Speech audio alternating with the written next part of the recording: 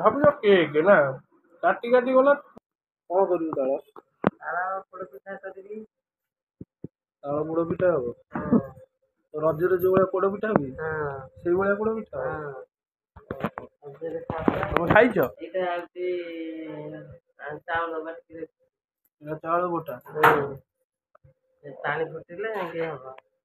ମୁଁ ଆଜି ତାଳ ପିଠା ପାଇଁ ପ୍ରସ୍ତୁତି ଚଲେଇଛି। ଚାଲୁନ ଦେଖିବା କଣ କଣ ପ୍ରସ୍ତୁତି ଚଲେଇଛି। ସବୁ ସାମଗ୍ରୀ ଏଗୁଡା ସବୁ ପୋଡ଼ ପିଠାରେ ପଡିବ। ଇଏ ହଉଛି କାଜୁ, ଇଏ ଗୁଜୁରାତି, ଇଏ ତେଜପତ୍ର, ଇଏ ବାଦାମ, ଇଏ ଗୋଲମରିଚ, ଇଏ ଛେନା, ଇଏ ହଉଛି ଗୁଡ଼, ଇଏ ହଉଛି ନଡ଼ିଆ। ଏଇ ବାଦାମ ବି ପଡିବ। ସବୁ ସେଇଥିରେ ପଡିବ। ତାଳ ପୋଡ଼ ପିଠାରେ। ଓହୋ ହଉ ଆଉ ଆଜି ଗୋଟେ ନୂଆ ଆଇଟମ ଖିଆ ହବ ଆଉ। କେତେବେଳେ ସରିବ ତୋର? ଇଏ ଯାଇକି କାଲି ରାତିରେ ତିଆରି ହବ, କାଲି ସକାଳେ ଖିଆ ହବ।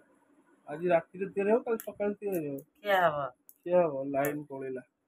ଦେଖନ୍ତୁ ଫାଇନାଲି ଆମର ତାଳ ପୋଡ଼ ପିଠା ବହୁତ ସୁନ୍ଦର ଭାବରେ ହେଇସାରିଛି ଆଉ ଇଏ ବି ବହୁତ ସଫ୍ଟ ହେଇଛି।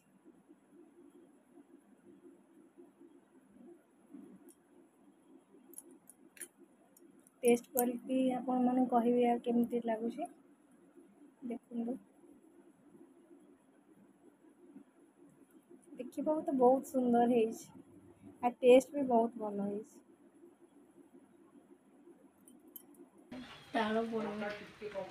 ତାଳ ପୋଡ଼ ପିଠା ପୁରା ରେଡି। ପିଠା ପୁରା ରେଡି ଆଉ ଏଇଟା କାହା ପାଇଁ? ମୋ ପାଇଁ ତ? ତମ ପାଇଁ। ଦେଖିବା ଖାଇ କେମିତି ଲାଗୁଛି ଆଉ। ଖାଇକି କୁହ କେମିତି କଣ ହେଇଛି ପିଠାଟି।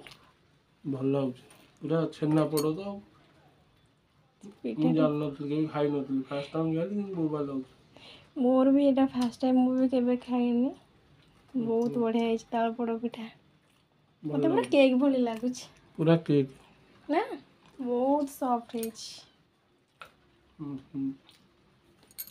ଆଉ ଏତିକି ଅଛି ନା? ହଁ ଭାବୁଛ କେକ୍ ନା କାଟି କାଟି ଗଲା ଖାଇ ଚାଲିଛ ମୂଷା ଖାଇଲା ଭଳିଆ ଖାଇ ଚାଲିଛ ଆଉ। ଖଣ୍ଡିଆ କରିସାରିଲାଣି ପୁରା କାଟି କାଟି ଖାଇ ଚାଲିଛ। ମୋର ବି ହାତ ଉଠେ ଏକା ଖାଉନି, ସମସ୍ତେ ଖାଉଛନ୍ତି। ସମସ୍ତେ କାଟିକି ଦଉଛନ୍ତି। ନିଜେ ଟୁକୁରୁ ଟୁକୁରୁ ଟୁକୁରୁ କରିକି ମୂଷା ଖାଇଲା ଭଳିଆ ଖାଇ ଚାଲିଛି ଆଉ। ଦାନ୍ତ ହଉ ହଉ।